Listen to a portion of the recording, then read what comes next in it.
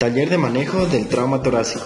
La presente guía se convierte en una herramienta operativa para el diagnóstico y tratamiento del trauma torácico. El trauma torácico constituye una tasa significativa de mortalidad. Muchos de estos pacientes mueren después de llegar al hospital. Sin embargo, estos fallecimientos pueden ser prevenidos con un diagnóstico y tratamiento adecuado, considerando factores relacionados, como la cinemática del trauma, velocidad de impacto, consistencia del cuerpo impactante y absorción del impacto en el organismo del paciente. Para una atención completa en trauma torácico, se divide la intervención en revisión primaria, estabilización de signos vitales, revisión secundaria y tratamiento definitivo. Revisión primaria. Se concentra en identificar lesiones que pueden provocar el fallecimiento del paciente, utilizando la mnemotecnia ABCDE. A. Abrir vía aérea. Buscamos tener una vía aérea permeable, con el objetivo de prevenir hipoxia, hipercapnia y acidosis. B. Buscar respiración. El cuello y el tórax del paciente deben ser expuestos completamente. Recuerde que con frecuencia los signos de lesión torácica pueden estar enmascarados. Los más importantes incluyen aumento de la frecuencia respiratoria y cambio en la modalidad de la respiración hacia respiraciones progresivamente superficiales. Vale considerar que la cianosis es un signo tardío de hipoxia en el paciente traumatizado, pero su ausencia no es signo de adecuada oxigenación. Las lesiones más comunes que afectan la respiración son neumotórax a tensión, neumotórax abierto, tórax inestable, contusión pulmonar. Neumotórax a tensión se produce por la pérdida de aire con un mecanismo de válvula unidireccional, generando la entrada de aire hacia la cavidad torácica, sin vía de escape, aumentando la presión de la cavidad y colapsando el pulmón. Sus causas son ventilación con presión positiva en pacientes con lesión de la pleura visceral, trauma de tórax penetrante, trauma de tórax cerrado, intento fallido de colocación de vía central en vena subclavia o en vena yugular interna, falta de sellado de una lesión en parénquima pulmonar, fracturas de columna dorsal con desplazamiento anterior.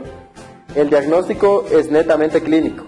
Se caracteriza por hiperresonancia de la percusión en hemitórax afectado, desviación de la tráquea hacia el lado opuesto al pulmón presuntuoso, ausencia del murmullo vesicular en el campo pulmonar presuntuoso. El tratamiento inicial consiste en descompresión inmediata con aguja gruesa de 8 a 14 French y de al menos 5 centímetros de longitud en el lado afectado. El tratamiento definitivo consiste en la colocación de un tubo torácico de 36 a 40 French. Neumotórax abierto. Se produce cuando una lesión de la pared del tórax expone la cavidad torácica al medio ambiente externo. En este momento existe un equilibrio de presiones en donde el aire sigue la vía de menor resistencia, en este caso la cavidad torácica, colapsando el pulmón, dificultando la ventilación y consecuentemente produciendo hipoxia e hipercapnia. El tratamiento inicial consiste en sellar la lesión con apósitos estériles, impermeables, que cubran completamente la herida, ocluyendo 3 de sus 4 lados para lograr un mecanismo de válvula de escape. Luego se coloca un drenaje pleural y se reevalúa al paciente. Precaución: sellar los 4 lados del apósito que cubre la herida provoca un neumotórax, a menos que previamente se haya colocado un drenaje pleural. Recuerde, si el tratamiento es emergente, se puede utilizar una bolsa plástica o gasa vaselinada para cubrir la lesión. El tratamiento definitivo consiste en la reparación quirúrgica de la lesión. Tórax inestable. Se produce cuando el trauma genera fracturas costales en 2 o más costillas consecutivas, en 2 o más sitios, asociados a falla de la mecánica ventilatoria. La inestabilidad de la pared creada por el segmento móvil no es causante por sí solo de hipoxia. El compromiso más importante de este trauma proviene de la contusión pulmonar subyacente, que puede provocar hipoxia severa. Los signos que acompañan a estas patologías son disnea, dolor asociado a la restricción del movimiento de la pared torácica, respiración paradójica, crepitación proveniente de las fracturas costales. El tratamiento inicial consiste en adecuada ventilación, administrar oxígeno humidificado, reanimación con líquidos, evitando la sobrehidratación. El tratamiento definitivo consiste en adecuada oxigenación, controlada mediante oximetría de pulso, administración de líquidos, suministrar analgesia de preferencia local, pues los opioides pueden generar depresión respiratoria. Recuerden, la respiración paradójica, producto de las fracturas costales, por sí sola no es causante de hipoxia. El compromiso mayor proviene de la contusión pulmonar asociada. C. Control de circulación. Se debe realizar lo siguiente: medir la frecuencia cardíaca, medir la presión arterial y la presión de pulso, evaluar las venas del cuello, evaluar la circulación periférica mediante el color de la piel y temperatura, colocar al paciente a un monitor cardíaco y a un oxímetro de pulso. Recuerde, en un paciente hipovolémico, con taponamiento cardíaco, neumotórax a tensión o lesión diafragmática, puede no existir ingurgitación yugular. Durante el control de la circulación, se debe reconocer y tratar a neumotórax a tensión, hemotórax masivo, taponamiento cardíaco. Hemotórax masivo se produce por la acumulación rápida de más de 1500 ml de sangre o de un tercio o más del total de la volemia del paciente en la cavidad torácica. Se debe sospechar de hemotórax masivo cuando se presenta un paciente en estado de shock, con ausencia de ruidos respiratorios y percusión mate en un hemitórax. El tratamiento inicial consiste en la restitución de líquidos y colocación simultánea de un tubo torácico. Al colocar el tubo torácico de 36 a 40 French a nivel del pezón en la línea axilar media, se deben evaluar las siguientes indicaciones de toracotomía temprana. Si se evacúan 1500 ml de sangre de forma inmediata, si se drenan menos de 1500 ml pero el sangrado continúa, si hay pérdida continua de sangre de 200 ml por hora en 2 a 4 horas asociados al deterioro del estado fisiológico, si hay requerimiento de transfusiones a repetición, si hay heridas penetrantes de la pared anterior del tórax mediales a la línea medio clavicular o de la pared posterior del tórax mediales al omóplato, que se puedan asociar a lesiones de grandes vasos. Recuerden, tanto en neumotórax a tensión como en hemotórax disminuyen los ruidos respiratorios. Sin embargo, la diferencia se centra en la percusión, existiendo hiperresonancia en el neumotórax y matidez en el hemotórax. Taponamiento cardíaco. Se produce por la acumulación de líquido de 200 ml o más en la bolsa del pericardio. El diagnóstico se realiza con la triada de Beck, que consiste en ingurgitación yugular, hipotensión, ruidos cardíacos apagados. El tratamiento inicial consiste en la descompresión pericárdica, idealmente con un cirujano entrenado en un quirófano. Se debe administrar líquidos con el objetivo de aumentar la presión venosa central y mejorar el gasto cardíaco. El tratamiento definitivo consiste en la pericardiotomía por toracotomía. Se indica solo cuando lo realiza un médico cirujano calificado. Revisión secundaria.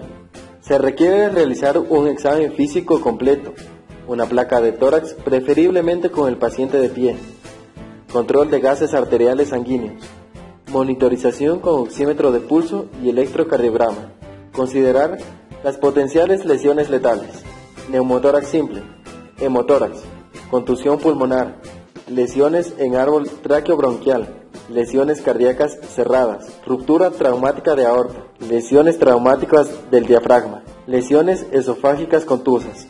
Todas las patologías anteriormente citadas pueden provocar el fallecimiento de un paciente si no se detectan, especialmente aquellas que no son tan evidentes durante un episodio traumático. Neumotórax simple. Se produce por la entrada de aire al espacio virtual que existe entre la pleura parietal y la pleura visceral. La sospecha clínica se produce por disnea, ruidos respiratorios abolidos, percusión hiperresonante. El tratamiento consiste en la colocación de un tubo torácico de 36 a 40 French a nivel del pezón en la línea axilar media, conectado a un sello de agua.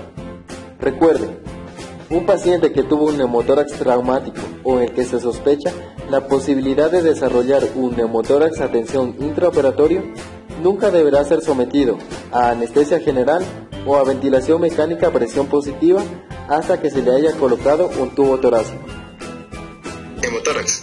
La acumulación de sangre en la cavidad pulmonar menos de 1500 ml se puede producir por laceración pulmonar, ruptura de un vaso intercostal o de la arteria mamaria interna, fractura de la columna torácica. Por lo general, el sangrado es autolimitado y no requiere cirugía. Si se observa sangre en la placa de tórax, entonces se necesita colocar un tubo torácico de grueso calibre 36 a 40 French.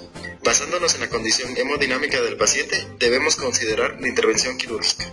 Contusión pulmonar. Se define como daño del parénquima pulmonar con edema y hemorragia, en ausencia de la laceración pulmonar asociada, provocado usualmente por desaceleración brusca. Es la lesión torácica potencialmente mortal más frecuente. Usualmente la sintomatología no se presenta de forma inmediata. Podemos encontrar taquipnia, hipoxemia, disnea, disminución de los ruidos respiratorios, estertores y roncos. El tratamiento inicial depende si el paciente presenta hipoxia respirando aire ambiente. Puede requerir intubación y ventilación mecánica en la primera hora posterior al trauma. El tratamiento definitivo requiere monitorización continua. Lesiones del árbol tráqueo-bronquial. La mayoría de lesiones se produce hasta 3 centímetros de la carina, en trauma cerrado. Se caracteriza por hemoptisis, enfisema subcutáneo, neumotórax de tensión concomitante, ausencia de reexpansión pulmonar luego de colocación de un tubo torácico, necesidad de colocación de más de un tubo torácico. El tratamiento inicial consiste en la intubación selectiva del bronquio principal del lado opuesto a la lesión. El tratamiento definitivo consiste en la intervención quirúrgica. Lesión cardíaca cerrada. Se puede presentar como contusión del miocardio, ruptura de una cavidad cardíaca, disección y trombosis de las arterias coronarias, ruptura de válvulas. El diagnóstico de certeza se realiza mediante la inspección directa. Recuerde, aquellos pacientes con diagnóstico de contusión cardíaca están en riesgo de sufrir arritmias en las primeras 24 horas posteriores al trauma, por lo cual deben ser monitorizados. Luego de este periodo, el riesgo disminuye. Ruptura traumática de la aorta. Es una lesión muy peligrosa que puede provocar muerte súbita por exsanguinación. Sin embargo, entre pacientes que han sobrevivido, coincide que se han producido laceraciones incompletas de la pared vascular cerca del ligamento arterioso, provocando un hematoma contenido. Usualmente los pacientes se presentan asintomáticos, pero se debe sospechar de esta patología cuando hay un antecedente traumático que involucra desaceleración brusca. Ante la sospecha clínica de ruptura aórtica, se debe seguir el siguiente protocolo. Primero, realizar RX de tórax. Si los datos anteriores no son fiables, se debe realizar una TAC contrastada. Si los datos aún no son fiables, se debe realizar una ortografía.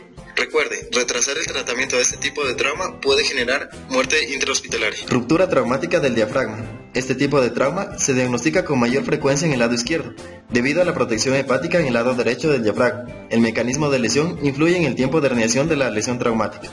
De esta manera, si se trata de un trauma cerrado, se generarán lesiones radiales y la herniación se producirá en poco tiempo, mientras que si se trata de un trauma penetrante, la herniación se producirá en un tiempo más prolongado. Recuerde, si se diagnostica este tipo de trauma, requiere traslado inmediato. En estos pacientes se puede mantener hipotensión permisiva, consistente en una presión sistólica mayor de 70 milímetros de mercurio. Caso contrario, el porcentaje de fallecimiento aumenta. Para el diagnóstico se debe realizar una RX simple de tórax. Luego, si hay sospecha de lesión en el lado izquierdo, se debe colocar una sonda nasogástrica y luego realizar RX de tórax. Se observará la sonda en la cavidad torácica. Si no está claro el diagnóstico, se debe realizar un estudio gastrointestinal contrastado. La aparición de este líquido a través del tubo torácico confirma el diagnóstico.